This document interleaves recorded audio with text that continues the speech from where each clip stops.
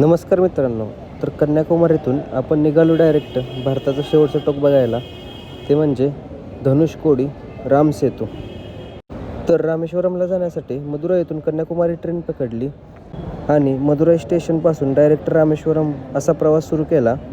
तर रामेश्वरमला जाताना जो स्वर्ग दिसतो तो म्हणजे पंबम ब्रिज, तो बघा. समुद्राच्या मधून डायरेक्ट आम्ही रामेश्वरमला पोहोचलो आणि तिथून पुढे धनुषकोडीला जाण्यासाठी रिक्षाने प्रवास सुरू केला.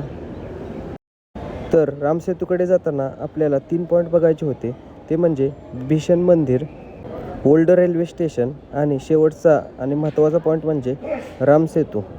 तर 1964मध्ये झालेल्या सुनामीमुळे या 2 ठिकाणांचं खूप मोठ्या प्रमाणात नुकसान झाले.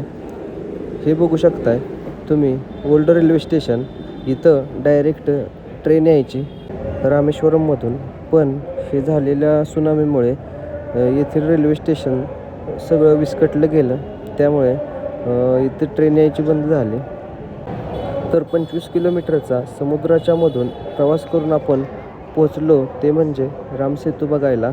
धनुषकोडी हे ठिकाण, हे भारताचं शेवटचं टोक. इथून श्रीलंका फक्त 18 किलोमीटर दूर राहते. आपण बोट किंवा मोठ्या जहाजाने श्रीलंकेला प्रवास करू शकतो.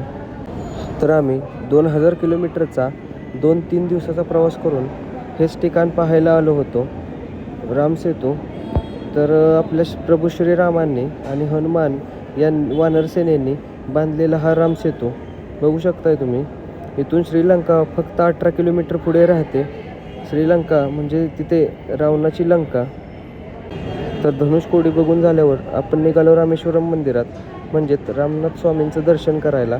12 ज्योतिर्लिंगांपैकी एक ज्योतिर्लिंग म्हणजेच रामेश्वरम, समुद्राच्या कडेला असणारे ते रामेश्वरम. तर रामनाथ स्वामींच्या दर्शनाच्या अगोदर आपल्याला अग्नितीर्थामध्ये स्नान करावं लागतं आहे. तर आपण अग्नितीर्थामध्ये स्नान करून घेतले आणि नंतर 22 कुंडांच्या स्नान करायला पुढे निघालो. तर 22 कुंड म्हणजे प्रभू श्रीरामांनी तयार केलेले कुंड, असे 22 तीर्थ. 22 तीर्थांचे आपण स्नान करून घेतले. 22 तीर्थांचे स्नान झाल्यावर आपण डायरेक्ट पोचलो तिकीट काढून रामनाथ स्वामींच्या दर्शनाला. तर आतमध्ये मोबाईल अलाउड होता. रामनाथ स्वामींचे दर्शन मी तुम्हाला दाखवतो. व्हिडिओ आवडला असेल तर लाईक आणि फॉलो नक्की करा.